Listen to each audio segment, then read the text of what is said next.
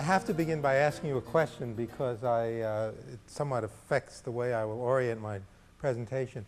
How many of you here are clergy as compared to, could you raise it high? Okay, and then the rest of you, I would assume, belong to various branches of the helping professions and so on. Now, I think I ought to point out to you that the number of people who raise their hands who are clergy is really a very small percentage of the people here, but this whole presentation was organized for clergy. So I don't know where this is going to come out. Anyway, what has happened is, over the years, as I listened to Murray Bowen, I kept thinking about readings I had done in Alfred North Whitehead, whose name may be familiar to many of you, who was one of the major contemporary philosophers. And I couldn't get over how many of the things that I heard from Bowen were similar to what I had heard not only from Whitehead, but from the school of theology that succeeded him, that came to be known as process theology. And what I'm going to do this morning is to try to make some presentation on what I hear to be connections between the concepts of family process and the concepts of process theology. Since most of you are not theologians or clergy, and most clergy are not theologians, many of this is going to be, much of it is going to be very new. Also, this is not my field of expertise. That is being, I am not a systematic theologian. This is the first time I've ever attempted something like what I'm going to do this morning. And in fact, I was confessing my anxiety about this to my wife, and she said something to me like, well, just don't lose your sense of humor. And I said, my problem is not being funny or not, my problem is being coherent. Now, I am going to start by reading you a fable from the new fable book, which is an effort to capture a lot of what I've been trying to say, or what I'm going to try to say. This is a fable called Narcissus. Can you see me in the back if I'm sitting down? Yes, okay. This is a fable called Narcissus. All right. Pardon me? Yeah, all right. And again, some of you may have read some of this already, and some of you may have heard some of the things I'm saying because I recognize various faces. And the trick will be what is new about the whole connection of everything I'm presenting rather than the redundancy of a given thought here or there. Anyway, this fable is called Narcissus, and it will be my introduction to a connection between process theology and family process. Somewhere around the middle of the 21st century, genetic engineers made a spectacular breakthrough in their capacity to recombine the basic elements of life. Using techniques originally developed at the University of Lop Nor, Xinjiang Province, China, and refined in what was then universally considered to be the highest quality proto-protoplasmic facilities on the planet at Ishpeming, Michigan, biofabricators succeeded in generating a human life form from scratch.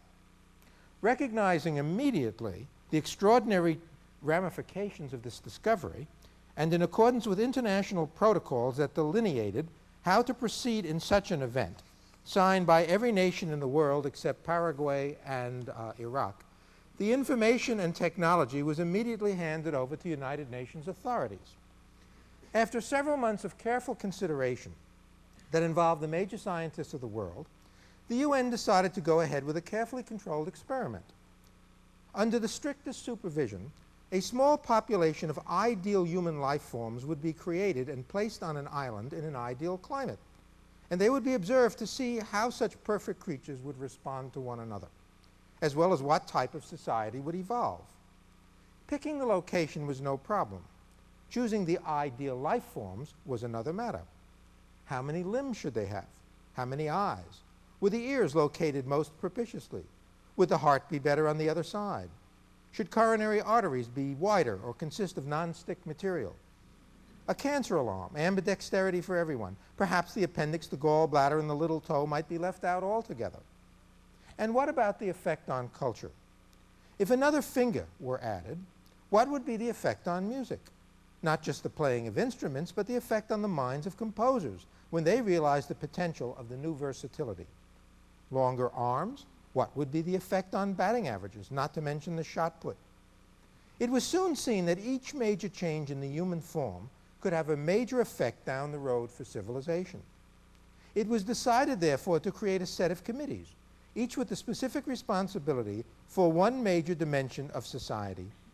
Every committee was to spend a full year considering the advantages and disadvantages of changes that they might suggest for this new image of God. Naturally, conflicts of interest arose, and vested interest politicked hard for specific emendations.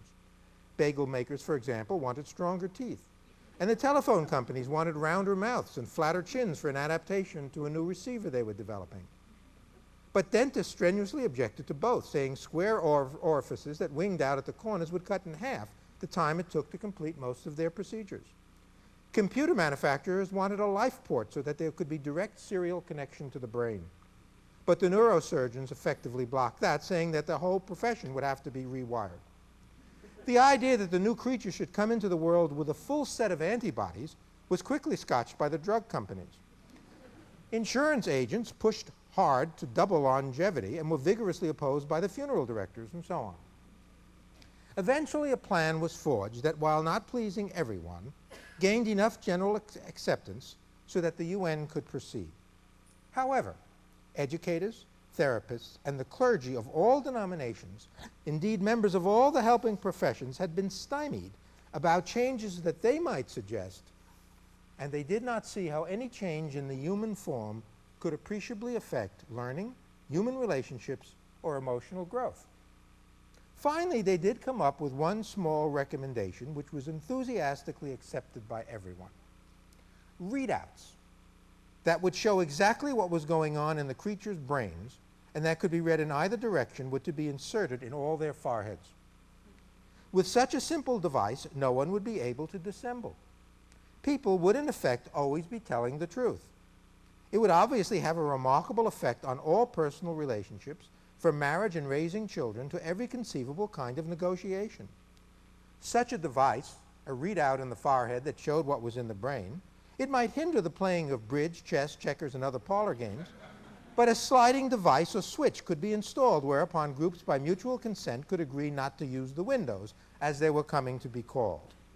In the end, despite the vehement opposition of one lobbying group representing politicians and lobbyists, the idea seemed so essential to the fabric of human connection that all committees agreed to let the creatures themselves find a way to deal with the readouts.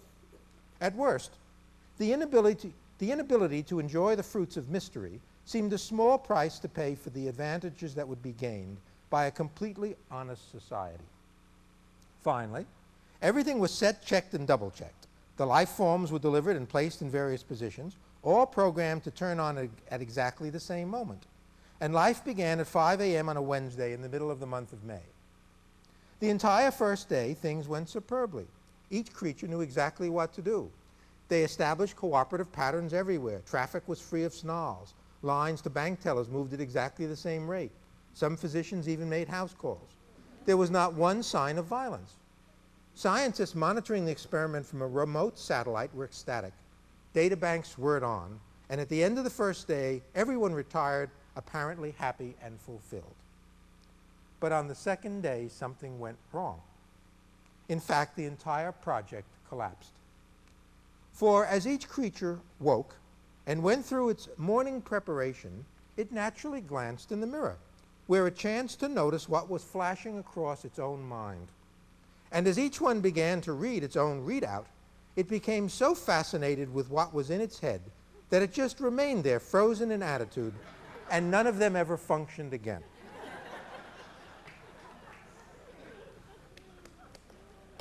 Now, that fantasy comes out of the following experience, as some of you have heard me say before. I've been in this community for 31 years. I began as a garden variety reform rabbi and functioned that way for 20 years. For another 20 years, I have been a family therapist, with 5 or 10 of those years overlapping where I did both. I also spent a couple of years during the early days of the civil rights movement doing some fair housing work for the White House. So I've been involved in politics, religion, and psychotherapy, which I like to call the 3 major systems of salvation of our species. They have some extraordinary similarities. What I noticed to be true about all 3 is the way they approach change. as I see it, all consultants, whether it's a consultant to a family, a consultant to an individual, a consultant to a church or synagogue, a consultant to a business organization, what consultants constantly do is focus on administrative, technological, or managerial changes. But that kind of change does not change emotional process. Technological, managerial, and administrative changes do not get to whatever drives us. And so as I listened to Bowen over the years talk about emotional process, and as I would think back here and there to Whitehead and his major theological disciple, Hartshorne, I began to sense that what both of these were after was something similar. They were both after this notion that the focus on technological or technical, managerial, and administrative changes denied the notion of process, and that it was process that was the reality of life. Let me give you one quick example of what I mean and how it would work, and draw from that where I'm headed. I'm invited quite often into different religious denominations to deal with a problem that exists for all denominations equally, and the problem exists for all institutions equally, which is that if you take any group of institutions, there will be some that are pills and some that are plums. Within the religious field, you can pick up the plums very fast. They have 3 ministers or 3 rabbis in a century. The pills, on the other hand, spit them out every other year. What the heads of hierarchies will do is either try to put their best clergy in, who get burned out very fast, or they put in the youngest ordainees who become cannon fodder. The same thing goes on if you were to take any cross-section of society, such as psychiatric institutions, business systems, and so on. There are those which are pills, and there are those which are plums. And what everybody tries to do to change these institutions is to go in and rearrange the factors that are there. If the institution is highly centralized, the odds are that the recommendation in 40 pages from the consultant is that they should decentralize. If the organization is highly decentralized, the odds are that the consultant in 40 pages will tell them that what they have to do is re-centralize. And this kind of going back and forth is what characterizes most consultation. And therefore, what we see consistently is a recycling of symptoms. I guess if you consider families to be institutions, the exact same problem exists with families. So that for the most part, families bop from one institution to another, or from one expert to another, and they get symptom relief, and they don't get change. Now, in trying to understand this problem, just for example with clergy, I've been making the following recommendation, and it will be a metaphor for you of what I'm talking about when I mean process. The recommendation, and it hasn't been tried yet, so I can speak freely, the recommendation that I am making to all clergy groups is, if you have a pill, the thing to do is to get a minister who is as mature as you can find one, by which I mean someone who can self-regulate their own reactivity to others, someone who can maintain as best as possible a non-anxious presence in the face of the anxiety of others. And you have that person go in there, and for the first 6 months to a year, all they do is become part of the system. When you enter a new system, no matter what it is, you're a graft, and you need time for the graft to become patent. So the idea is that if you are the change artist or the change agent in a system, what you do is go in there and just spend time becoming a natural part of it. That takes 6 months to a year. The same thing may be true, what I'm saying, if you marry into a family. Now, after you've been there 6 months to a year, you make suggestions for change.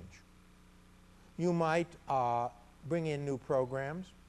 You might start functioning differently than anyone else has really done. Or if you really want to disturb things in a religious institution, you might move the altar from one end of the pulpit to the other.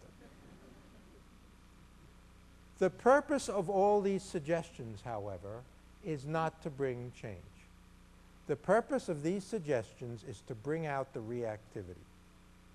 The assumption is that the reactivity has been in there for generations, and you can't bring it out by simply changing or rearranging what's in the present.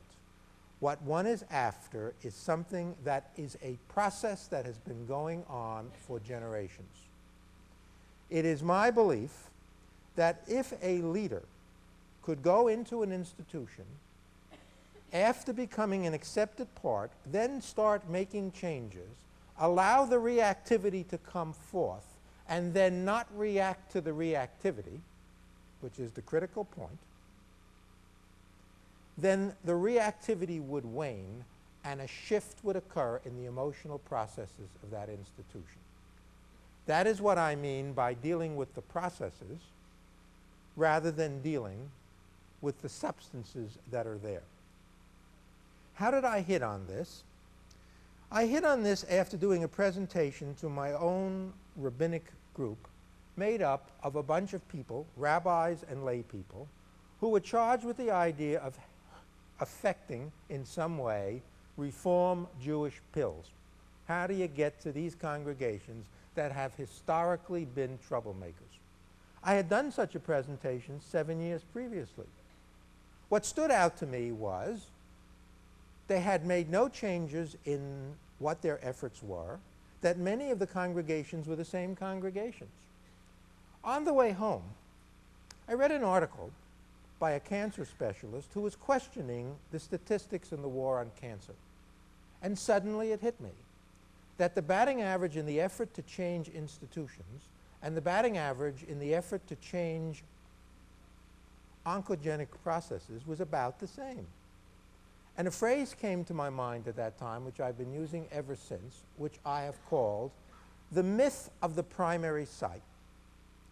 The myth of the primary site is the assumption that a problem begins where it surfaces, rather than the possibility that problems crystallize when a certain number of variables come together at the same time. That is, again, a difference between seeing reality as substance and seeing reality as process. In all events, what I'm going to try to do this morning is as follows. All of this was, in a way, a kind of introduction. What I'm going to try to do, and I'm going to divide this into 4 parts, is first of all, discuss a little bit about what I see to be parallels between some major concepts in process theology, and seeing that most of you are not clergy, I'll try to do it slowly and explain it a little bit more than I might have intended. Then after trying to show the parallels, I'm going to take 3 religious concepts. One is the problem of theodicy, which is the justification of evil. That's a major problem for all religious institutions and denominations. How do we explain the existence of evil if God is supposed to be good and omnipotent? Secondly, I want to talk a bit about ethics. All religious traditions are rooted in an ethical system. And third, I want to talk a bit about idolatry. But I'm going to take these 3 religious concepts of theodicy, the justification of evil, ethics, and idolatry. And what I'm going to do is try to show how the concepts of family process might give new meaning or new ways of understanding those basic religious ideas, and thus tie it into process theology. So to repeat again what I'm going to do. I'm going to first, in the 4 sections, first I'm going to talk a little bit about what I see to be similarities between the concepts of process theology and the concepts of family process. And it is true that when I talk family process, I'm really talking Bowen theory. I have to accept that. Secondly, I'm going to take 3 religious ideas: theodicy, ethics, and idolatry. And I'm going to talk about them as I would understand them in terms of family process. And I'm going to show how that connects up with process theology. As I say, this is an entirely new venture for me, and my guess is it will be for you also. And I will try every now and then to stop and let you ask questions to make sure we're all still in the same room. Now, to begin with, I'm going to try to describe what process theology is by talking about 4 or 5 major points in it, and then show what seems to me to be an uncanny similarity in Bowen theory. The major concept of reality in process theology comes out of Whitehead's thinking. Now, what I should point out is Whitehead is the first major philosopher in the world to have really understood quantum mechanics and relativity. He was originally a mathematician and a physicist. So his sense of reality was very much influenced by the new ideas of reality that came out of quantum mechanics and its twisting around of traditional notions of cause and effect, and of relativity, the critical notion there being that your position affected so much the way you perceive things. In all events, what Whitehead suggested was that reality was not made up of substance, that reality was a string of occasions, and that this string of occasions always occurred within a field. What Whitehead tried to get away from in traditional philosophical categories was the notion that what we are dealing with constantly is something that is a constant, instead suggesting that what we are constantly dealing with is the progression of events. Now, in saying that reality was not fixed, and in saying that what we are constantly dealing with is a succession of events, there is some extraordinary similarity to what Bowen was trying to do, both with his scale of differentiation and with his concept of an emotional system. So I will give you just one example, 2 examples. The scale of differentiation that Bowen developed, in which what he was saying was that all human beings could be put on a continuum. Here's 100, here's 0. And what Bowen was saying was the critical issues were not how you diagnose people, but their capacity to regulate their own reactivity. And he would say that nobody got over 70 and most of us were below 50 or something like that. What the scale of differentiation was an effort to do, I believe, was to get away from seeing people as simply made up of constituent matter, and to see people as constantly in flux, constantly with the capacity to change the way they respond. I remember one of the most favorite comments for me that I'd ever heard, though I heard it by the way, was Murray once saying, "Isn't it intriguing how somebody could function beautifully in the midst of a full-blown psychosis, yet a garden variety neurosis could put them to bed for a week?" There's an enormous amount of people in this world functioning pretty well in their jobs in the midst of a full-blown psychosis. And the notion of just assuming that because we label somebody with a given label, we are now talking about their essence. Bowen tried to get away from that with the scale of differentiation. The other thing that I think comes out of Bowen's notions about process is the concept of an emotional field. So that, just to give one example of it, our traditional thinking, let this circle be a nuclear family. Every nuclear family has 1 or 2 parents, 1, none, or more children. And what Bowen was fond of saying was that symptoms really can only show up in one of 3 locations.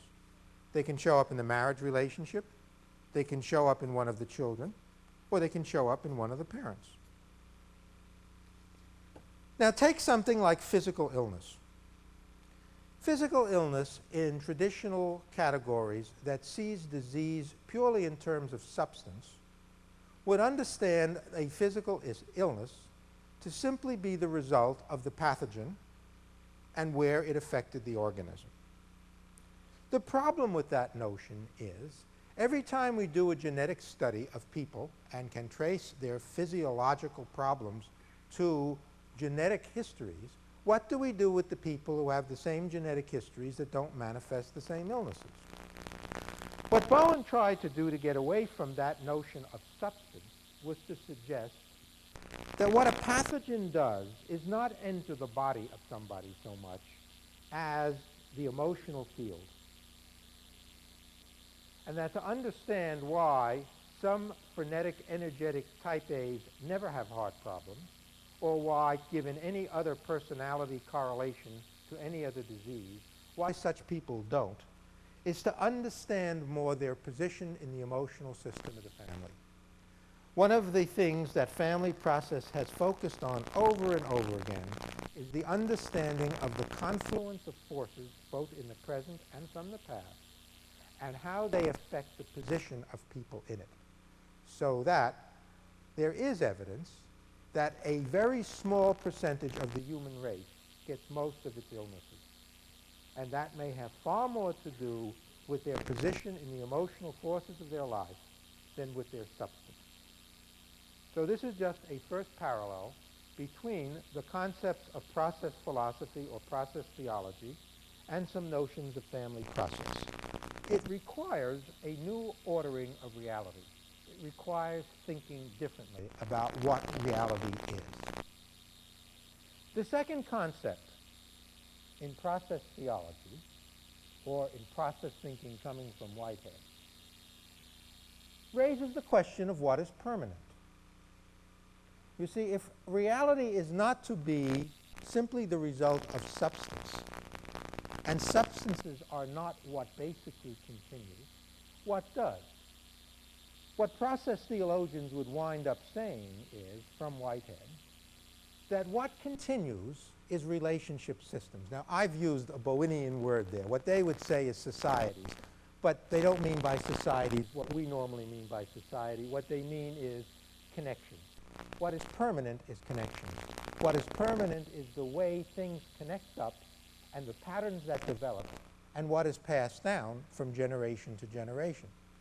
So that from the point of view of family process, and I'm already putting the two together without saying one and the other, what is continuous, what sticks, what lasts, is the relationship system of events.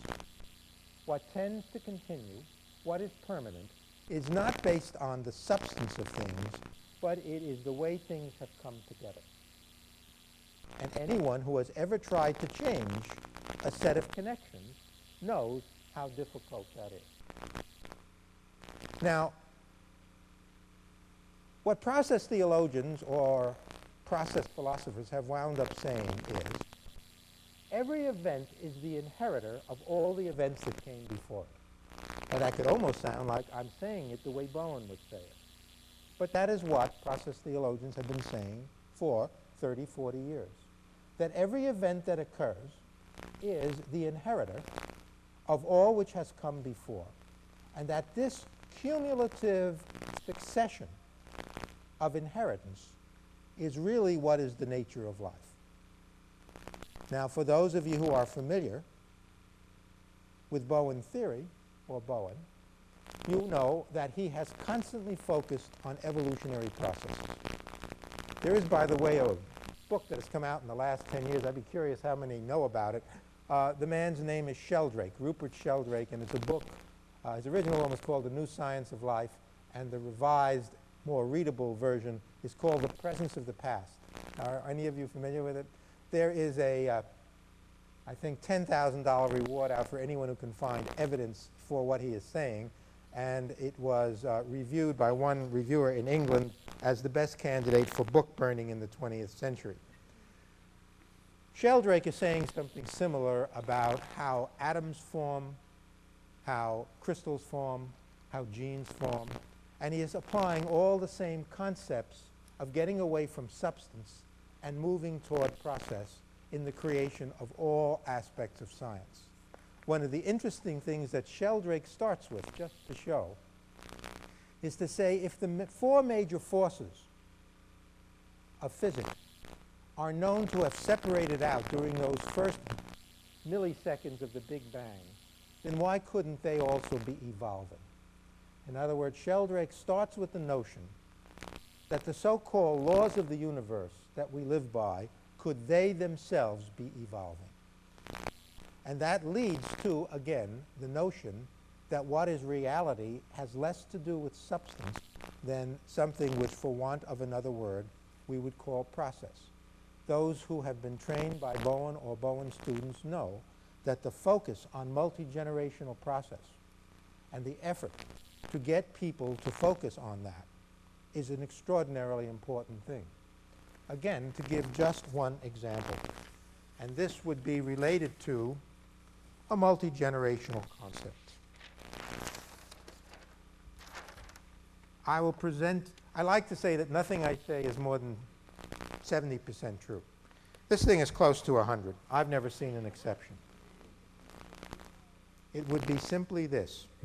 If you are working with an individual, male or female, no matter what diagnosis they have received, and I don't even mean emotional diagnosis, no matter what physiological diagnosis they have received, if they are isolated and cut off from their past, they will not heal. And that until you can get some individuals connected up with the multi-generational processes that they are a part of, all your efforts to work with their substance are doomed. That would be just one quick example. Remember what I'm trying to do here. I'm trying to present to you another way of thinking about life, about reality. We can get very hung up on specifics. I'm also not a systematic theologian. If there are some of you in the audience, you will undoubtedly be able to find fault with some of the things I'm saying. All I'm trying to do is make a connection between what has come to be known as process theology and what has come to be known as family process. A third quality of process theology is its concept of God. The concept of God in process theology is something that has come to be called panentheism. That's not pantheism, but panentheism. Pantheism, which people are more familiar with, is the notion that God is everywhere, that God is in everything, as compared to a theistic notion of God, which sees God as a separate creature, separate entity. Creature is not, I guess, the right word. Panentheism, developed by Hartshorne out of the roots of Whitehead, suggests instead that everything is part of God, that God is everything. On the other hand, what comes out of it also is a far less anthropomorphic God and a notion of God as process, so that God is not omniscient in the sense of knowing all the future, only omniscient in the sense of knowing all the past. And the God is affectable by the creatures that the God has created. But the critical issue for those who have some understanding of religion and theology and so on is, in the classical religious views, God is seen as other. In fact, one of the classic books in theology, written by a man named Otto, called The Idea of the Holy, coins the phrase, the holy other, and that is God. In the panentheistic view, God is not only not other, God is the example of everything else. God is the universe. God is the world, and we are part of it. What that leads to down the road, I'll go into in a little while, but that is a critical difference between process theology, in which God is seen as the process of the universe, and the concepts of God, which see God as a theist, as a theism, as a theos, that being the Greek word for God, as an entity with a mind separate and a God who interferes. If God is the universe, God doesn't interfere with the universe. Well, this is, I think, again, very similar to at least what Bowen has tried to teach, or did try to teach, for, I was going to say, the centuries that we have been in touch with him, those of us who have. It seems like that.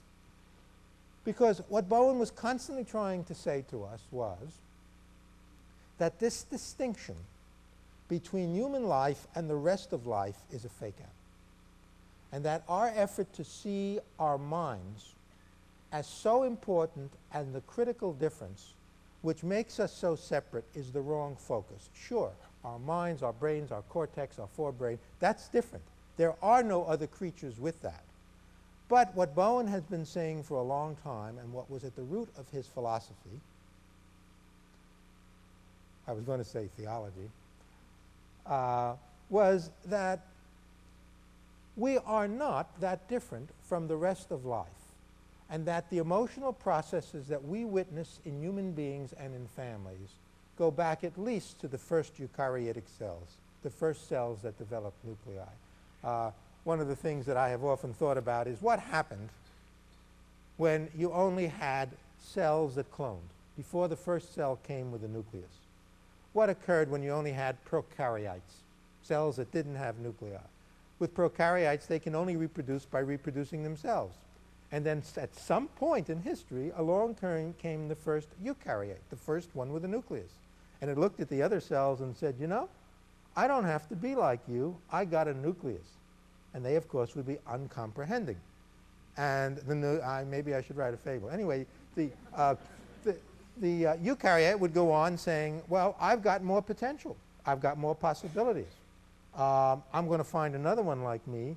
And we have an infinite variety of potential in what we can create. That's the biological Big Bang of our history. That's the moment at which life becomes variable. That's the moment in history in which, from which on, life becomes enrichable to an infinite extent. What Bowen tried to teach and what was part of Bowen's notions in looking at families and looking at institutions is that that's exactly the same thing that's going on today.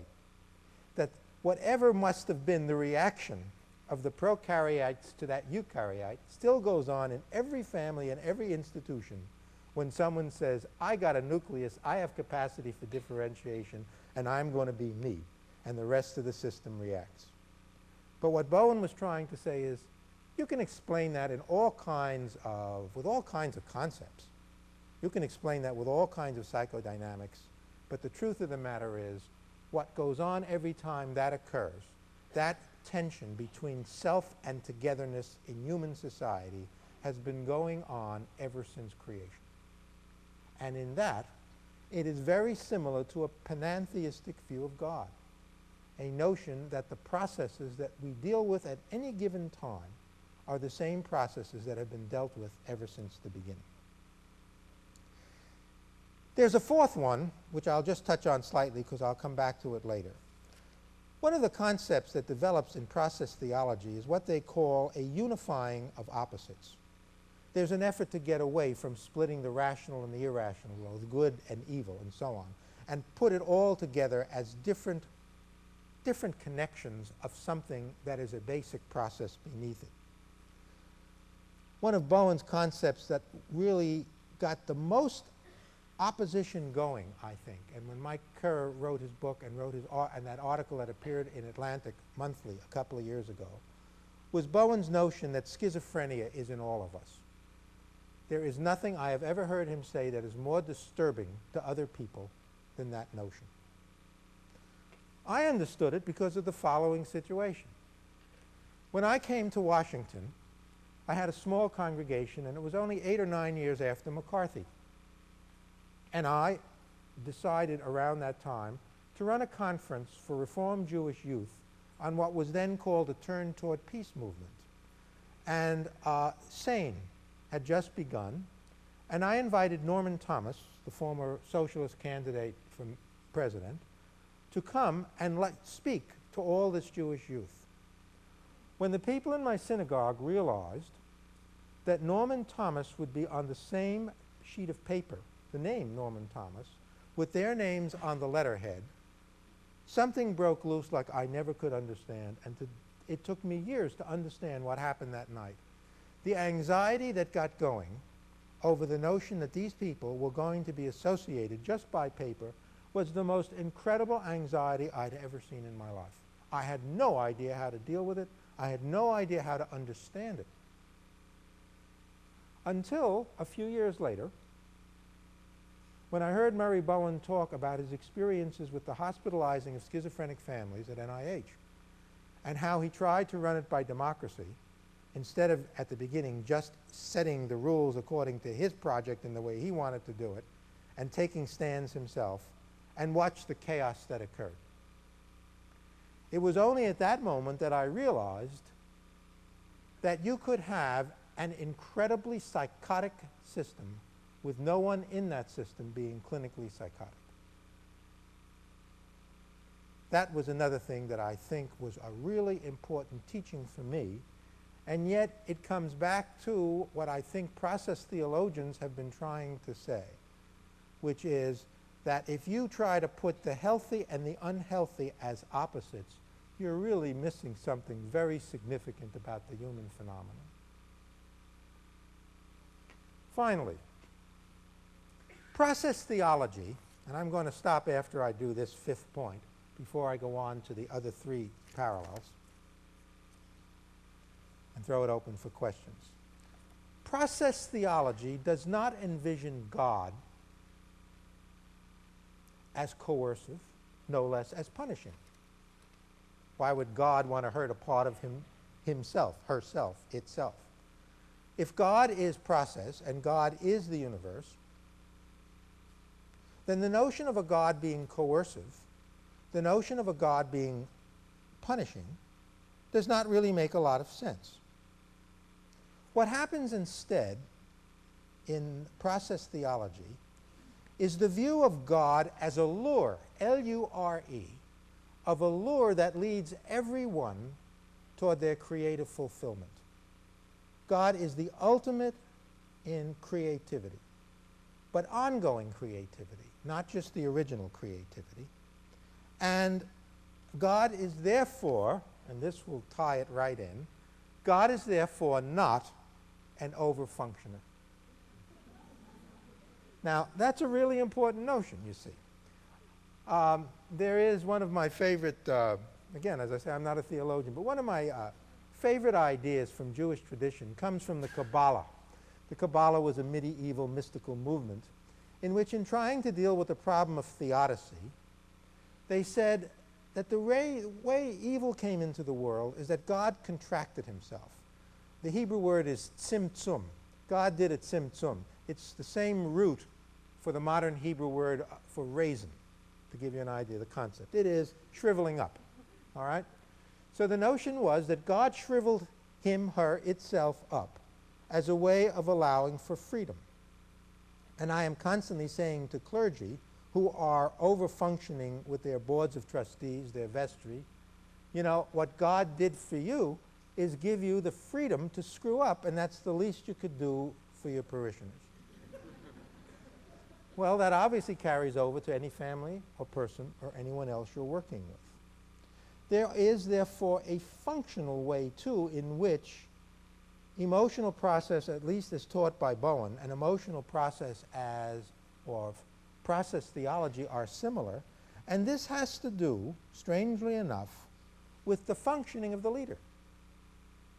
It is a leader that does not function in coercive ways. And one of the critical issues on that is this.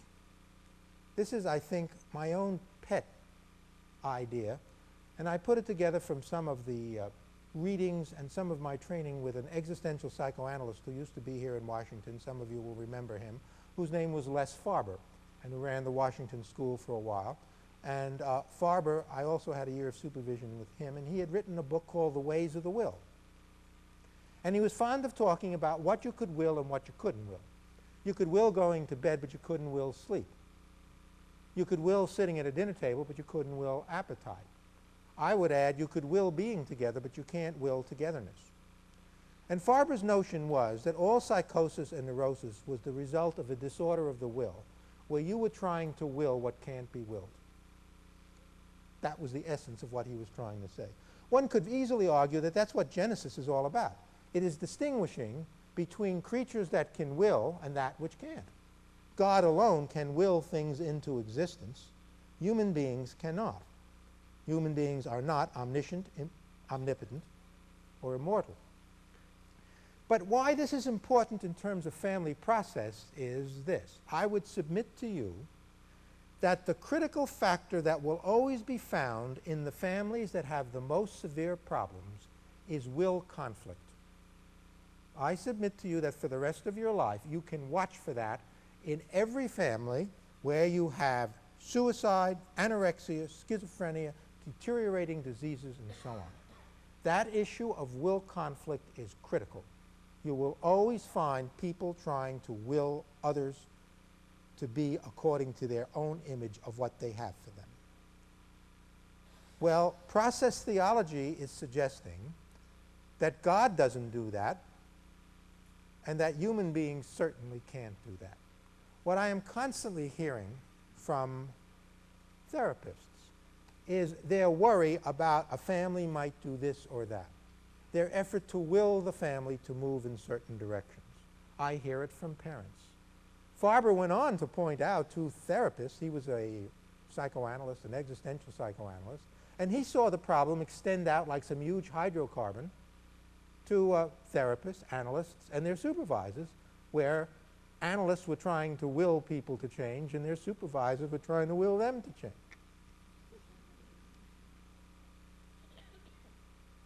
I myself will go for that will conflict issue consistently. And I like to tell people a story in terms of your efforts to will people. You know, a mother's trying to will a kid to go to this college instead of that college.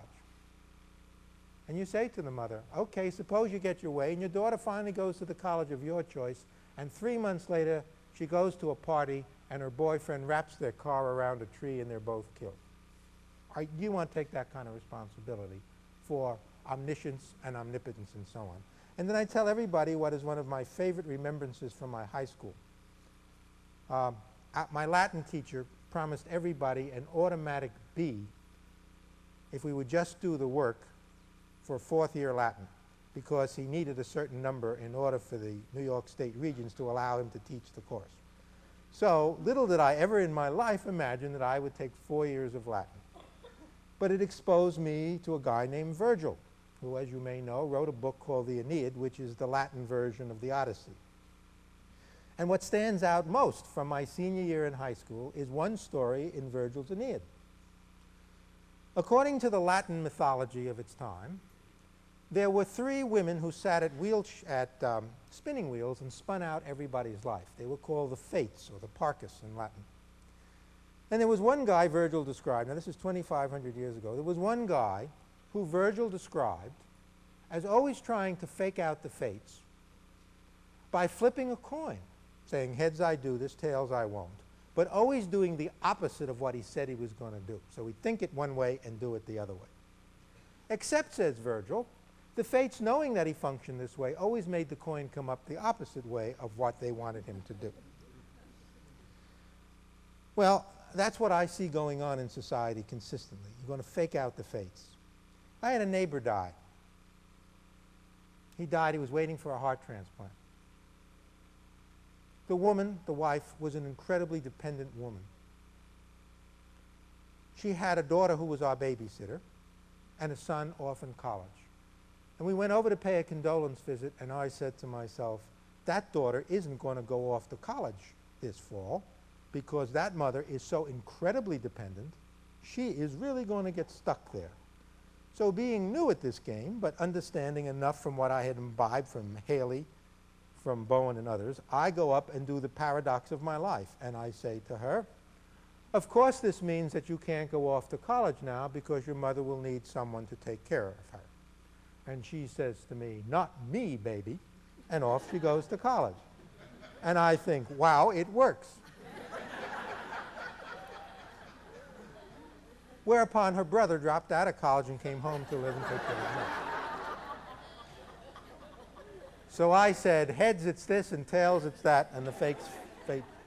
Anyway, this notion of trying to will others because you assume what is good for them, to some extent is sustained by the notion of an omniscient God. If God is omniscient, maybe we can get more and more knowledge. What process theology is saying is that the future is not knowable. This shows up, I think, also in terms of the difficulty of making choices. When people have difficulty making choices, it's as though they assume the future is out there and what they want to do is make the choice that corresponds to the future. The truth of the matter is our decisions turn out to be right or wrong based on how we function after we make them rather than our omniscience or our prescience in making the decision. Well, what process theology does, I think, is to suggest very strongly the importance of not trying to will and not trying to overfunction. Anyway, thus far, all I've tried to do is make some kind of similarity, try to show that there is on a certain level an extraordinary similarity between what has come to be known as family process and what has come to be known as process theology. What is their connection, if I'm right? I'm not sure. I don't think they've influenced one another. To my knowledge, Bowen and I don't know of any other family therapist who has spent much time reading Whitehead or any of the theologians who follow from him. One possibility is it's just like ideas are like spores. They take root in given generations. And it is possible that it is simply the post-quantum theory, the post-relativity theory way of thinking. It is different from the psychodynamic Freudian traditional notions which are based on a certain mechanistic concept of cause and effect. In effect, what I'm saying is it ought to follow that the newest thinking in any field of endeavor on our planet ought to be similar in all disciplines. Maybe that's it.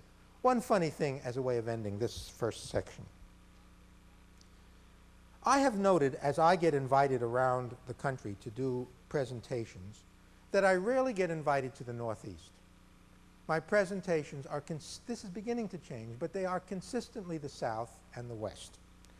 And I have been struck by the fact that that may have something to do with the idea that the Northeast is a psychoanalytic hotbed.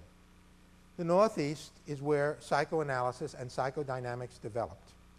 And what I think has happened is that people in the South and the Midwest are much freer to hear some of the newer notions. They don't have to give up another kind of way of thinking in order to do it. What I have also noticed is that Bowen theory is often so anathema to other schools that he isn't even mentioned, that his ideas aren't even realized. I know of non-family therapists in this town who claim never to have heard him, and I wonder what that's about.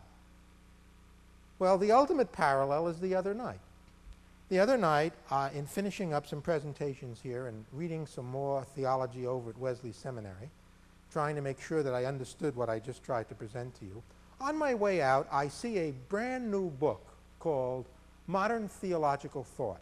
And I thought, wonderful, there may be one more parallel for me to get for this morning. And I open up the book and I turn to the index for Whitehead. Ain't there. Turn to the book for Hartshorne. Ain't there. Look up process theology. It ain't there. And it was the same parallel again. A contemporary book written in the last year talking about modern theology and treating concepts that are so new that and so threatening that they're not even mentioned. Max Planck, when he got his Nobel Prize speech, or Nobel Prize, said, and he's the one who developed the quantum theory, which played havoc with traditional cause and effect. He says, you know, I used to think that radically new ideas gained acceptance by dint of their evidence or just the logic that was behind them. And he says, I now realize that radically new ideas only gain acceptance when the old generation brought up on the other ideas dies out and a new generation comes along that's freer to accept them. Again, there's a kind of process notion in there. Let me stop at this point and throw it open for questions. I have no idea how coherent I've been, how much I've bollocksed up your minds, how much you hear something that's interesting, but let's see. Let me hear from you. Yes? Can God care and not will? Or, can God care? Or correlatively, can I care about my daughters and not will for them? Well, I'd say I'm about 65% successful. That's an interesting question. I've never in my own mind put those two together. Can you care and not will? Yes, I hear what you're saying. Maybe part of it is a definitional problem. When I'm using the word will here, I mean coercively trying to move another person in the direction of what you know is good for them. That's what I mean by will. That you have beliefs, that isn't what I mean. That you have standards, that isn't what I mean. And I think it is possible to influence others without trying to will them. You influence them by the nature of your presence. And I would see that, therefore, as possible both theologically, therapeutically, and family-wise. Yeah. Right here. Based on the pill and plum idea, Based on the pill and plum, yes. or on anything, based on anything else that you've said so far, do you have a proposal as to how the United States might approach the Iraq crisis? Oh, this doesn't apply to politics, only to churches and synagogues. You're jumping ahead of me. I'm going to touch that in the next thing, okay? So let me just hold off on it. But I will, if I haven't gotten to it by 11:29, raise the question again. I don't want to duck it, but I want to put my answer in a different context, okay? Other questions? Just where, yeah. This is similar to the first question that was asked, and I want to go back to the notion of responsible parenting. Yes. You don't let a 2-year-old run into the street, even though that might be their will. I'm sorry, I didn't hear the very last thing you said. My example is not letting a 2-year-old run in front of a car, though that might be their will. How do you balance parents trying to make responsible choices when their kids, especially as they get older, don't necessarily have the same ideas? So if I hear your question is how do you decide at which point does caring, the way I rephrase that is, at what point does caring become irresponsible? I'm going to say. In other words, obviously there's no question that one's responsibility and duty to those who are clearly incapable of knowing and clearly incapable of handling themselves, one has a responsibility to deal with that. One of my favorites on that is the, again, it's a kind of quote that I remember from way back, something that Jefferson said when he was the 3rd President of the United States and was offered the opportunity to buy the Louisiana Purchase, which would have doubled the size of the country. And there was no precedent and nothing in the Constitution that made clear whether he had a right to do it. And I never forget, his reasoning was, I'm going to see myself as the parent of a very young child, and I'm going to do what I think is best, and I hope when it grows up it'll come to appreciate what I did for it. I think there is no question that parents must at times, or any guardian, exert that influence. As I see it, the critical issue in the raising of children is for the parent to know when to do the tzimtzum, is for the parent to know when to contract him or herself, and that has to do with the parent's growth, not the child's growth. That has to do with the parent's differentiation. That's, again, a process notion, not a notion of substance, such as this is the parent and that's the child. It's the ongoing development of both that leads to what happens.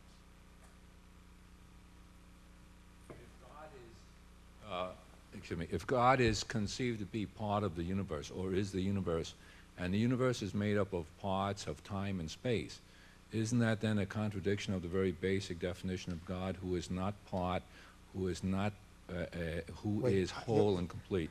You'll have to run it by again. You said, I'm sorry. I didn't hear where the contradiction was. The universe is made up of parts of time and space. Yes.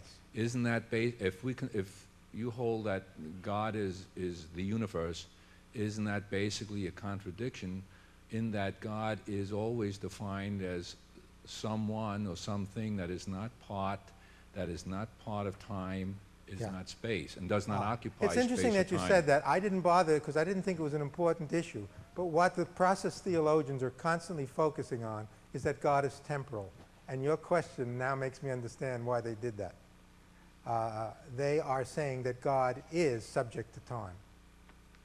That's one of the basic differences, evidently, between process theology and classical theology.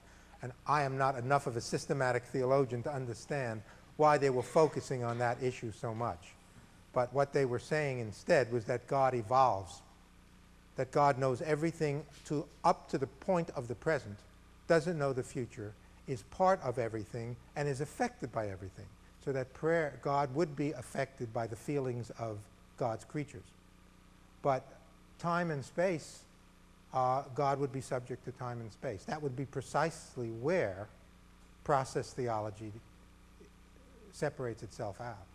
That would make God finite versus infinite. Yes, except that they have an answer for that too, which is that has to do with the coordination of opposites.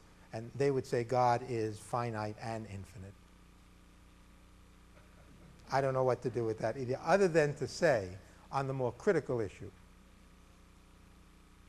what shows up in process theology, and I don't know I'm going to have enough time to get to this, because there's just an enormous amount still to go.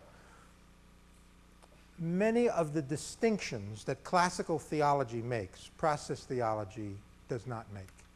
And ultimately where I was going to head today is to show that the exact same thing is true in family process as understood in Bowen theory, that many of the distinctions, such as body, mind, male, female, nurture, nature, those distinctions are not made in terms of the Bowen understanding of family process. And that was another similarity I was going to kind of draw out.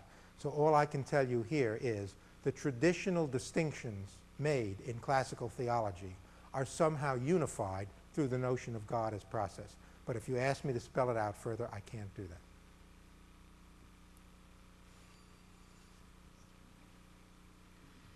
Yeah, you kind of talk about the new ideas of family therapy versus the old ideas of psychoanalysis.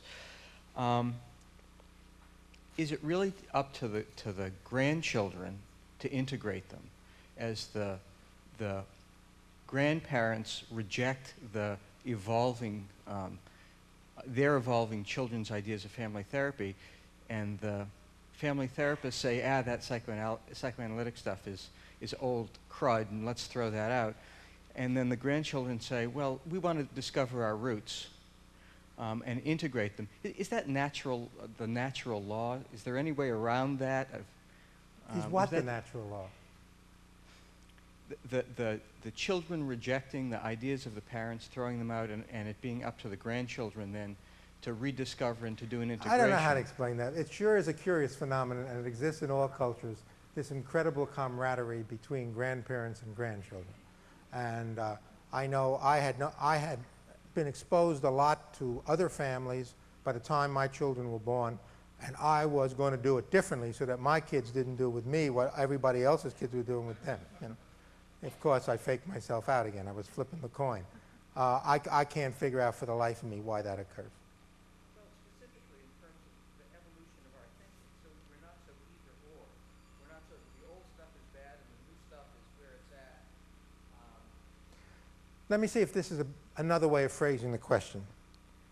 How does evolution continue in a way in which each generation builds in a thoughtful way on the previous generation rather than simply being reactive to it?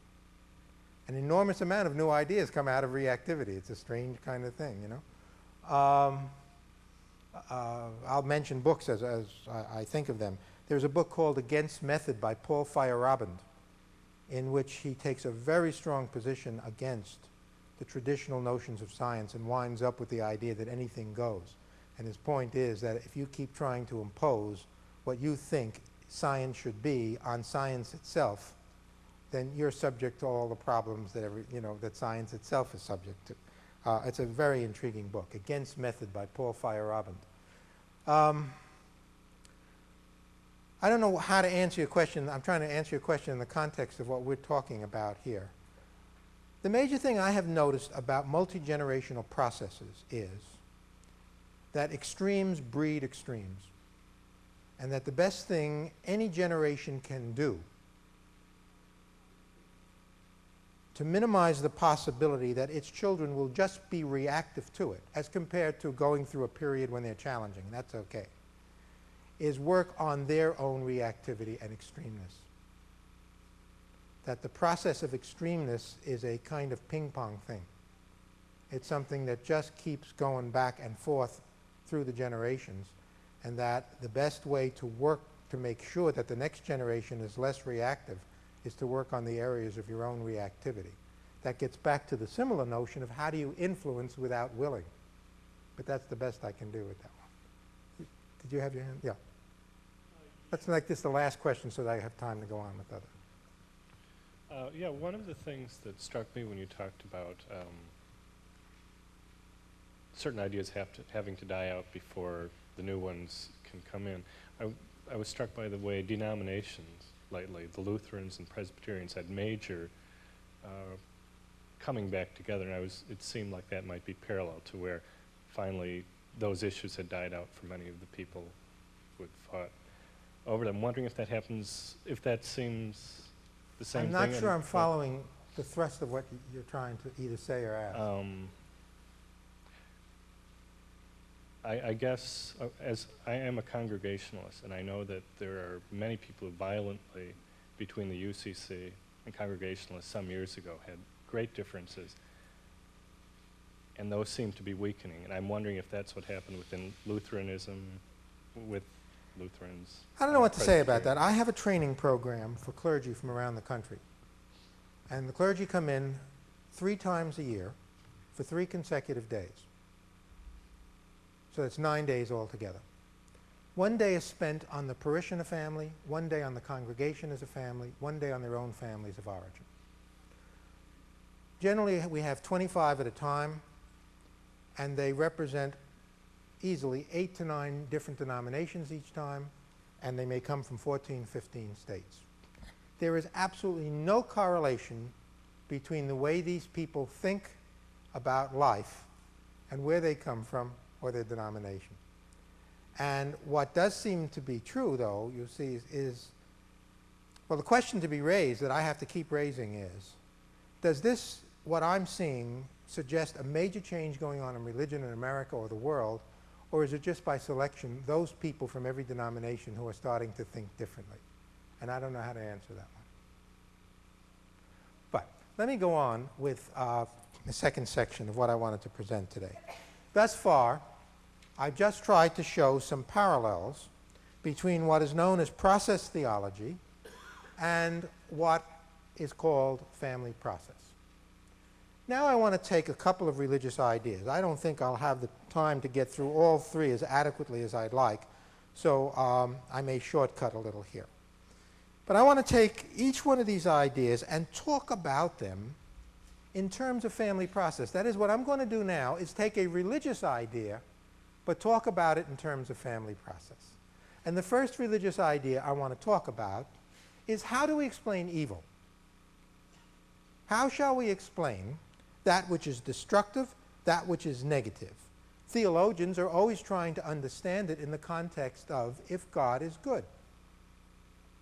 I have been trying to understand the problem because, being both a family therapist and a teacher of leaders, I have come to understand that there is some extraordinary similarity between what goes on in families, what goes on in the human body, and what goes on in institutions. That the force for negativity, the force for destruction, what we should call, or maybe looking for a general term, pathogens, that pathogens have a common similarity no matter what they are. And you will see that I will lead toward a process view of pathology rather than a substance view. In trying to work these things out, in the last year or so, I came across an idea that slowly evolved and then just kind of crystallized, and it goes like this: that what all pathogens have in common, all of them, is the absence of a self-regulating factor. Whether you're talking about malignant cells or viruses, whether you're talking about Saddam in the Middle East, whether you're talking about a totalitarian nation, whether you're talking about a troublemaker in a family, troublemaking because they have hot temper, because they're alcoholic, because whatever, they're abusive, whether you're talking about the member of an institution who is chronically troublesome, what is true about all pathogens is they lack self-regulation. And it is that lacking in self-regulation which gives them their invasive quality. As I got to thinking about this, I realized there was more to it. What is also true about I'm not sure what word to use here, creatures, organisms, entities, that lack self-regulation is that they cannot learn from their experience. You can sit all day long with teenagers and try to drill awareness of their experience into them, but if they lack the self-regulating factor, they cannot learn from their experience. That is true about institutions.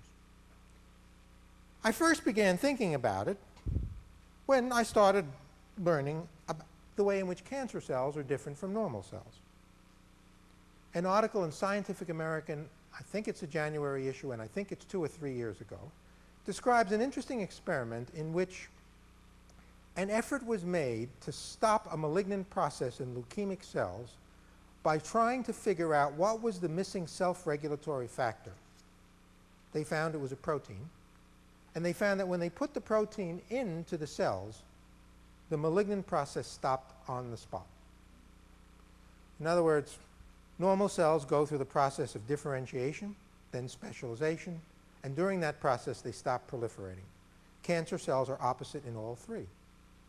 Cancer cells do not differentiate, they do not specialize, that is, they don't find a purpose in life, they do not function in a way that is contributory to the larger organism, and they just keep on reproducing. Well, how is that different from a drug dealer? How is that different from a totalitarian nation? Chamberlain at Munich makes the colossal error of assuming that Hitler is motivated. In fact, that is, I think, the colossal error in all education and psychotherapy, the assumption that you can put insight into people who are unmotivated. It's driving everybody crazy. But to get back to the issue of a pathogen, I started thinking about this notion that pathogens, what they all have in common, is the absence of a self-regulatory factor. Viruses are the same. Viruses replicate by taking over the DNA of a host cell. Yet viruses cannot will movement. And viruses develop, in this context, an invasive quality. Having said this, however, that what all pathogens have in common is the absence of a factor that leads to self-regulation, I began to realize that there was another self-regulation issue in the creation of pathology. And I am using the word pathology as synonymous with evil. In other words, what I'm trying to do here is to put together evil and pathology from a similar perspective. What I came to realize in this thinking was that pathogens do not have the power to create pathology. That was a big awareness for me. Pathogens cannot create pathology on their own. There must also be the lack of self-regulation on the part of the host, namely, the failure to respond in an immunological way. Churchill's comment on how World War II got going is, this is a quote, "The malice of the wicked was reinforced by the weakness of the virtuous." Churchill was talking about immunological failure. In a recent discussion about some of these ideas with a cancer specialist from over here at NIH, and I was talking about this notion, I was telling them how I thought it related to synagogues and churches and how I thought multi-generational processes had to do with the absence of self-regulation and so on. And he turned to me and to my utter shock said, "Hey, we all know that oncogenesis is not the same as the disease we call cancer." And he was saying the same thing. We know that the onset of a malignant process does not automatically have to lead to the disease that we call cancer. That there has to be, in some way or another, the implication of the host. But that is true about all destructive phenomena in this universe.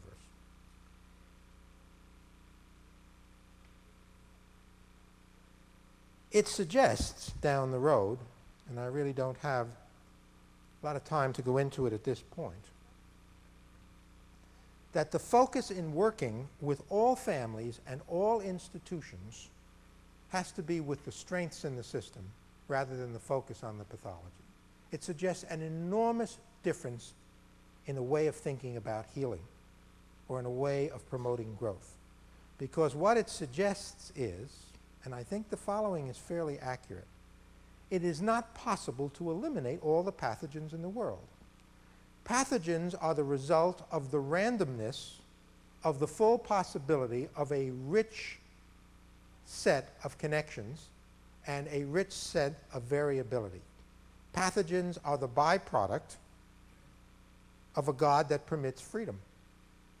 And given the infinite permutations of possible changes and possible things that can happen, some of the things that will develop are destructive to others. It will never be possible to eliminate evil, I guess is what I'm saying, or to eliminate that force in the universe which is destructive. What is possible is to strengthen the hosts. I think that's probably the major change in medicine in our time. And there is an extraordinary connection between immunology and self. Again, I don't have quite the time to go into that one. But for the rest of your life, everything you read about immunology, think of it analogously to self. It will bring you all kinds of new awarenesses. What I'm getting to here is a process view of evil. It's a process view partly in the sense that it does not attribute to evil or destruction substance. Everything is potential. And there are factors, there are entities in this world that have the potential for destruction. Those entities lack self-regulation consistently, but on their own they can't do it. I would understand our response. I would see, since the question was asked, and I always hesitate to get into political stuff, but I would see Saddam as an opportunistic infection. Just as it is opportunistic infections that kill when you get AIDS, and AIDS wipes out the immunological response, and things that were potentially destructive but were held in check for centuries by humankind get loose.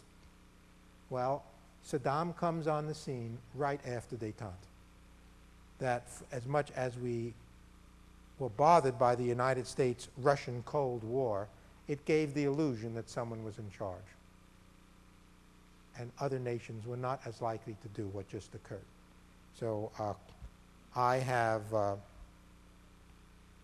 been behind totally the American and United Nations response to Saddam, which I see as an immunological response. I think you are once again dealing with an entity that does not self-regulate and therefore is invasive. Anyway, this is just one. This is just one effort to put together family process and process theology and try to show how what is, on one level, a theological concept can be handled also with some of the newer ideas from family process. Go on, I will go on to another one.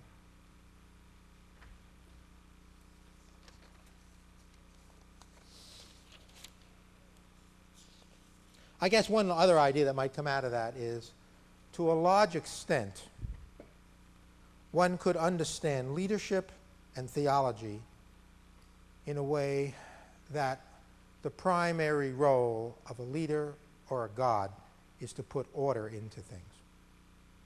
When you put order into things, it is by nature the elimination of chaos. But let me go on. I now want to go on to the issue of ethics as an issue in religion. All religious traditions, of course, make ethics an important part of the tradition. Some religious traditions will make it maybe the whole thing. Unitarianism, for example, I think would see ethics as the really critical issue, if not the major issue, if not the all and be-all and end-all of religion. perhaps Reform Judaism would tend to that to some extent. But there are traditions that don't pay that much attention to it. Yet within that spectrum, ethics, morality, is a critical issue. And one of the factors that constantly develops in the efforts to understand ethics is, what do you do with the self?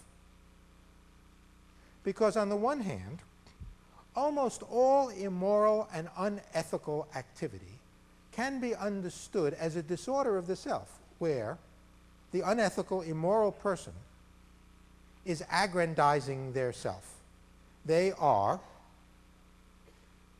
making their self too important. They are making their own self more important than another human being.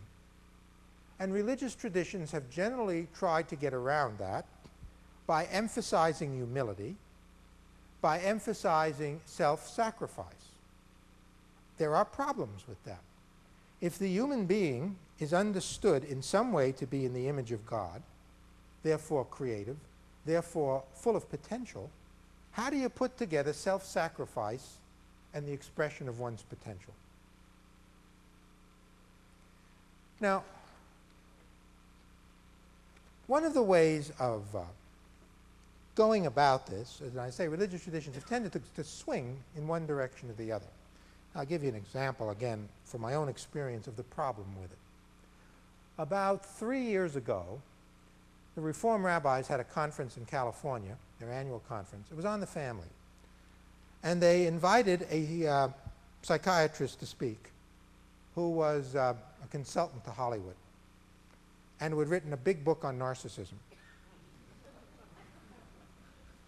No, he wasn't praising it. He was... Anyway, he talked about how all the evils in the world were due to narcissism.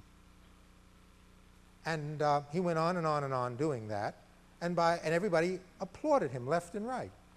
Because, you know, sure, who can't attack narcissism? Who can't see that it is that strong focus on self to the point of where it obliterates everything else?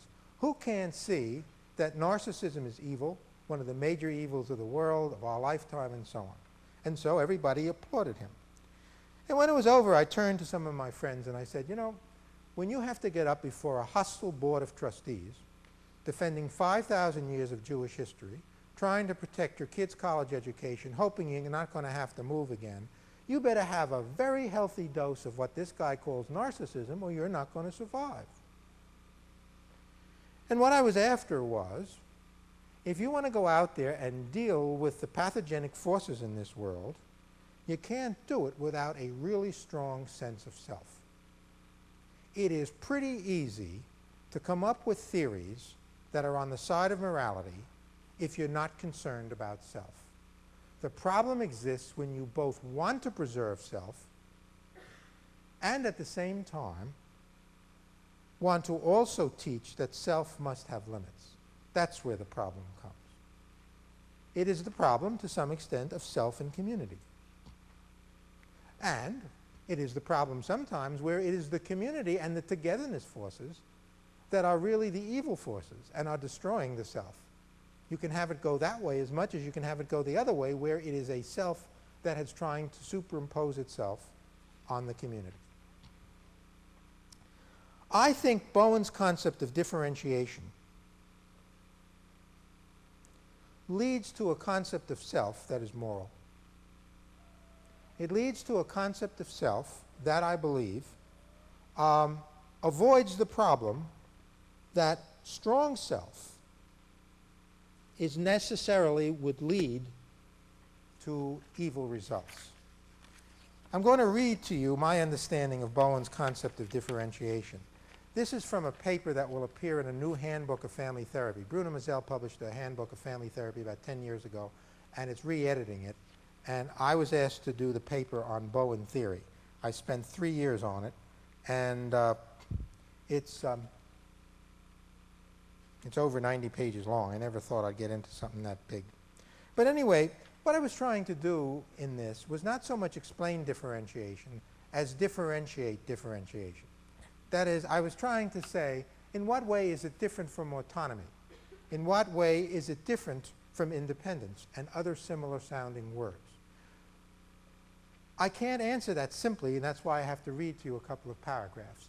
Though I think one of the key notions about differentiation that changes it, that makes it different from other concepts that focus on self, is that consistently the Bowenian notion of self is of a connected self.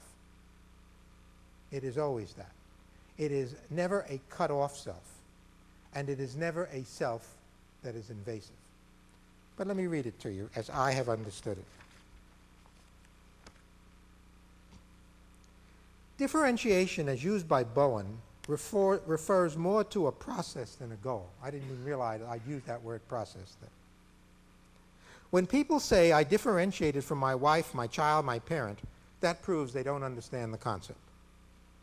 It refers to a direction in life rather than a state of being, to the capacity to take a stand in an intense emotional system, to saying I when others are demanding we, to containing one's reactivity to the reactivity of others, which includes the ability to avoid being polarized, to maintaining a non-anxious presence in the face of anxious others, to knowing where one ends and another begins, to being able to cease automatically being one of the system's emotional dominoes, to being clear about one's own personal values and goals, to taking maximum responsibility for one's own emotional being and destiny rather than blaming others, or the context, culture, gender, emotional forces.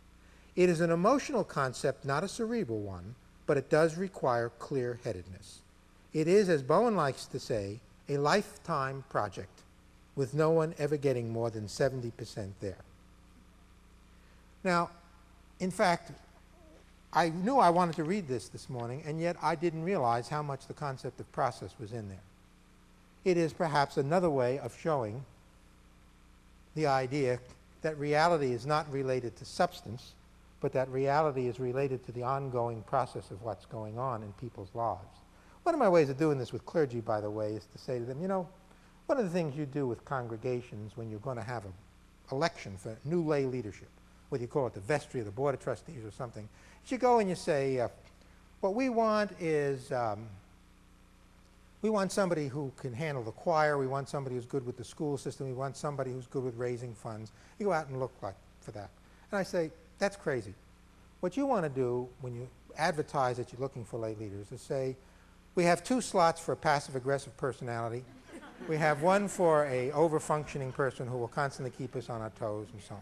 And everybody laughs at that, and yet what they recognize in what I'm trying to say is, how come you always got one of those characters on the board, no matter how much change you make? Now, no matter how much you turn over, the people, the substance, you get those positions. What is it about emotional processes that produce the same kind of characters, even when you turn around the characters? What Bowen's concept of differentiation is, as I have understood it, is the ability to pick up those processes and not just be determined by them. It leads to, I think, an intensely moral position, by which I mean it leads to a position which says full speed ahead in terms of the development of yourself, but if you are really doing it in the sense of what differentiation means, you will automatically not be invasive and destructive of others. Anyway, I could go on with that one for many, many hours, but it's just an effort to show some interesting similarities between process theology and this. Now, my last point. The last issue I want to talk about has to do with idolatry. And I see there's about 15 minutes left. Maybe what I should put in a commercial here at this point, because it was said earlier. There are copies of this book that I'm going to read from again, as well as the Generation to Generation one downstairs. So as you leave, if you want one, it's there. One of the stories in here, one of the fables in here, is a discussion between Oedipus and Faust. fact, some of it appeared in in the recent issue of the Journal of AMFT. And I originally delivered it at an AMFT conference. And I have Oedipus and Faust going back and forth and discussing what happened to their respective myths. What happened, how much effect did their myths really have on civilization? And somewhere in the middle of it, Cassandra comes in. Cassandra is the Greek prophetess who was given the gift of prophecy, which is the blessing, and then the curse that she'll never be believed no matter what she says. And her father is the king of Troy, and her lover is eventually the murderer, or not the murderer, but the leader of the destruction of her city, Agamemnon. So she gets to know both communities like nobody else. She's the one who really gets to see what happens in Troy and gets to see what happens in Athens. And she's going on about how incredibly similar life is in these two nations that are supposed to be so different. And what she is talking about, eventually, what she sees in both nations is denial, just incredible denial. And she's asking herself, how did the denial last so long? And what she says is, what contributes to the denial of responsibility, what contributes to the denial of facing reality, is the quest for certainty. That's where she comes out. What I am heading toward is the notion that all idolatry is the quest for certainty. But you'll hear where I'm going with that.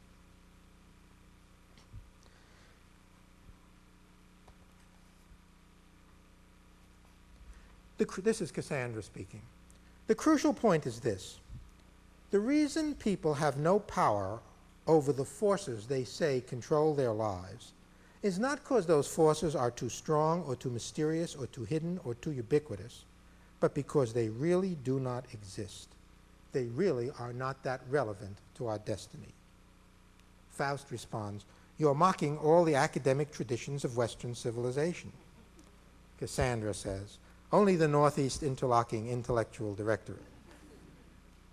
The quest for certainty has produced a fascination with reducing everything to its basic components. Everything must have an answer. Only the poets are unafraid of ambiguity. Everyone else goes to experts. It is true that in my day also we sought oracles, but today people still want the oracular, whether from their therapist, their physician, their minister, or their politician. The helping professions have been turned into certaintizers. At least in my day at Delphi, they had the good sense not to be too specific. Oedipus says, they had to be ambiguous. They didn't know what experts know today. Well, what do they know today, says Cassandra? No more than they knew then. You see, says Cassandra, it is not only the forces that have remained the same, it is also so with our way of thinking about them. In my day, fate was attributed to the gods. We could not risk the idea that circumstance was dumb and that destiny depended more on our personal response to challenge. So we had a god for every dimension of existence, or the environment: love, war, sleep, the sea, the earth, the sky, time itself. And we gave our fate over into their imaginary hands rather than take responsibility for the fact that the hostility of an environment depends less on the toxic elements within it than on the response of the organism to challenge. Faust says, but surely people no longer worship those icons. They have become more sophisticated. Not so, says Cassandra. The pantheon is still there, disguised by what you call sophistication. It is true, no one worships Demeter or Neptune any longer, nor calls upon Aphrodite or Mars in his greatest despair. But the pantheon of outside forces to which mortals attribute their personal destiny is as present as before. The gods have merely changed their names. Now they are known as genes, gender, class, race, symptoms, the age, peer groups, statistics, and Zeus, all-powerful king of the gods, is now called a dysfunctional family of origin. I think it was Euripides, my countryman, who caught it best. How did he put it? Oh, yes. As he said, we are continually molding our character and calling it fate. And that's Euripides, again, like Virgil, 2,500 years ago. Faust gets a little upset at this. Oedipus does too. One point Oedipus says in response, "You know, you're making it very difficult to distinguish the quest for certainty from schizophrenia." And Cassandra says, "At last you're getting it." You see, my concern, says Cassandra, is with the human spirit. Not the male spirit or the female spirit, not the black spirit or the white spirit. And the liberation of the spirit always comes from a direction that moves toward understanding the unity of life, not from the dichotomizing, bifurcating, reductionizing, certaintizing forces of anxiety that polarize and squeeze our thoughts into all or nothing categories. The materialism that is inherent in idolatry lies not in the objects of worship, but in the effect of what that adoration denies. Now, my own view of the social sciences at this point in history is that they have come very close to being idolatrous.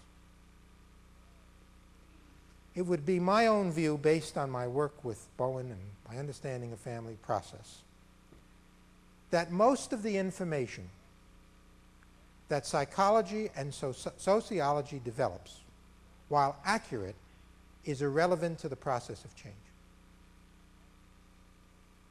That what is needed is some kind of major shift in understanding what produces change, and that what that is getting into contact with those unifying forces of the universe that bring us out into responsibility for our own destinies. And that what has happened instead is that sociology and psychology have been perverted into things to worship. Or I have another analogy. I watch and see the extraordinary amount of books, the extraordinary amount of information that is now, today, that you can learn about. Some of you have heard this list before. Here's a list on all the issues you can become expert about, okay? I get a book or a notice about a book or a conference on every one of these things every month. They're in alphabetical order. Abortion, adoption, aging, anorexia, asthma. Conflict resolution, communication, depression, grief. Living with. Preschoolers, latency phobias, school-age phobias, adolescents, learning home, leaving home and learning disabilities. Under marriage. Blended family, single parent problems, divorce, marital stress, intermarriage. Pain. Under personality, schizophrenia, borderlines, hysterics, and obsessives. Under phobias. Planes, trains, being alone, and so on. Psychosomatic ailments in the head, and the gut, and the skin. Sexuality issues, impotence, premature ejaculation, frigidity, homosexuality, and so on. Substance abuse, drugs, liquor, food, children, etc. Suicide, violence. Now, how are you going to know about any of that stuff? How can you become an expert in any one of those things? Moreover, I got another column here of 40 different technical schools or techniques that you can cross-reference. Under psychoanalysis, Freudian, Jungian, Adlerian, Lay, Sylvanian, Ericksonian. Under behavioral, Skinnerian, Wolpian, and so on. Under family therapy, system, structural, strategic. And you can go on and then add what family member you're going to specialize in and what background. My own view is that the pursuit of this kind of information in the helping professions is a form of substance abuse. It serves the exact same function, which is we get anxious about what to do with life, and what we do in response to it is try to get more information about it. And since we develop thresholds rather quickly to the information we get anxious again and run out and buy another book or go to another conference. My own view is as long as you make your sense of adequacy based on how much information you have in sociology and psychology, you are doomed to feeling inadequate. The reason I think this is idolatry is not, again, as Cassandra said, because of the worship of it in itself. It is what the worship of it denies. What this worship denies is the capacity of people to be responsible for their own destiny. What this worship denies is the fact that given any set of circumstances, there are other people who were not done in by them. What it suggests, and here's where I think it fits in with process theology, what it suggests is that to whatever extent we can challenge life, we're getting in touch with the creative forces that have been around since creation. And that efforts to move toward challenging rather than understanding somehow get us more in touch with what is the reality of life and how life responds and grows and develops and evolves. I have lots more. I didn't realize how much I had prepared. Let me stop at this point to give you all a chance to ask another question or two. What I've been trying to do is just bring together three theological ideas, family process and emotional process together. But that's, yeah. You said that change is dependent on getting into contact with the unifying forces, and I think you said after that the unifying forces that lead to greater selfhood or something. Could you say a little bit more about that? I don't understand my own ideas when they come back to me. You have to say it again. I believe you said that real change is dependent on getting in contact with unifying forces and something about how they lead to greater selfhood. I don't know that I quite said that. What I was trying to say is that I think change, growth, comes when people stop blaming outside forces. And change cannot come until people are motivated to do that. And all efforts to will people to change until the person makes that shift, I think, are a waste.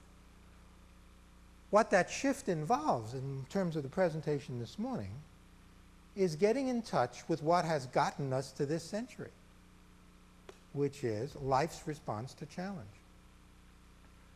That's what I was trying to say. Would you have anything to say about shame and guilt when you're speaking about Would you have anything to say about shame, the concepts shame and guilt when you speak of self-regulation? I haven't heard you mention either word today. Shame and guilt. I don't do a lot of thinking about shame and guilt. I don't know why.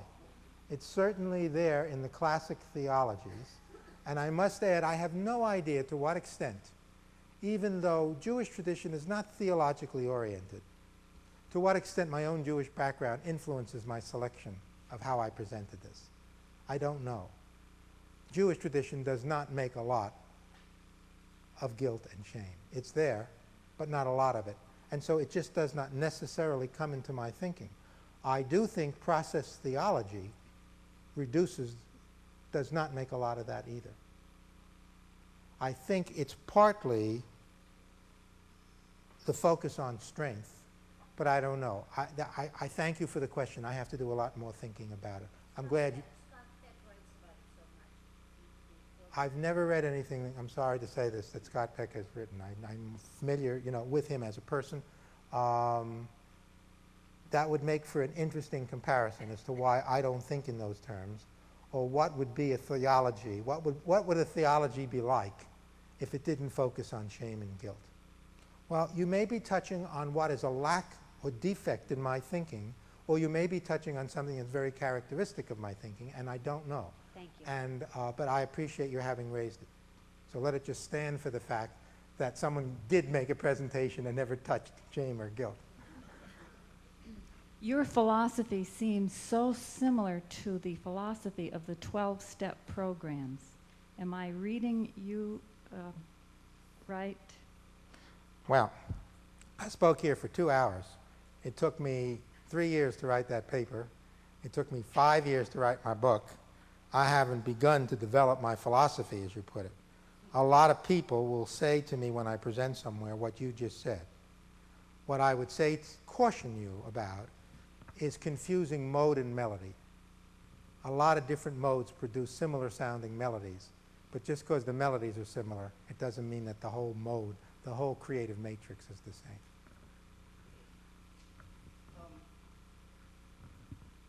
I'm a little bit concerned about the moralistic possibilities of emphasizing responsibility over understanding especially, for example, in the analogy between pathology and theodicy, I'm afraid of a remoralizing of illness, that somehow kind of blame the victim. There's something wrong with this person morally, that they're ill, that they're not regulating themselves properly. And it seems to me that there's this danger inherent in these analogies if we lean on them too much.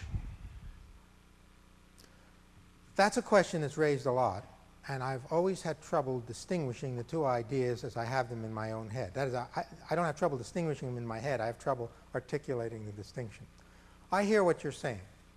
You're saying if we keep focusing on responsibility for one's own condition, there is the danger, and maybe it gets back to the guilt issue that was raised earlier, there is the danger that people will feel too guilty for what they've got. The best I can do with it is to say that I have been doing this work for 20 years. I have been always emphasizing to people that they take responsibility for their state, and I've never had anybody feel guilty as a result of it. I don't know what I do that's different, and I don't know how to explain the difference, but there is a way of presenting to people the notion that the dilemmas they have has to do with their response to their environment, and that their own future health, happiness, and everything depends on them becoming more aware of their relationship with their environment and how they respond to it. And what I have found is all but the most immature people can handle that notion. It's a good one. I don't have the time to develop it further. I certainly think it's an important notion. All I could say to you, for example, would be, it gets back to the challenge issue. For example, if a couple comes in to see me and she starts out and she says to me, my husband is always putting me down, I will immediately respond to her and say, how come your husband has so much power to determine your view of you?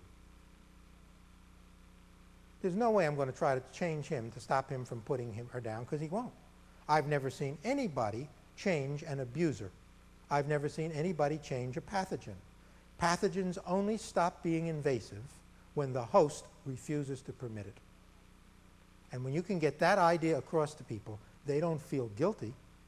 They move toward a sense of power. I don't know if that gets to it, but it's hard. You're asking a real big one, and it's hard for me to get comprehensively to it fast. Well, okay. Oh, one last question. We have one here. This may be another mode and melody question. Yes. The way you define differentiation sounds very close to me as an existentialist would define authentic being or the ethical person. The best I can do with that is I think that authenticity is a concept to be reserved for rare stamps and books.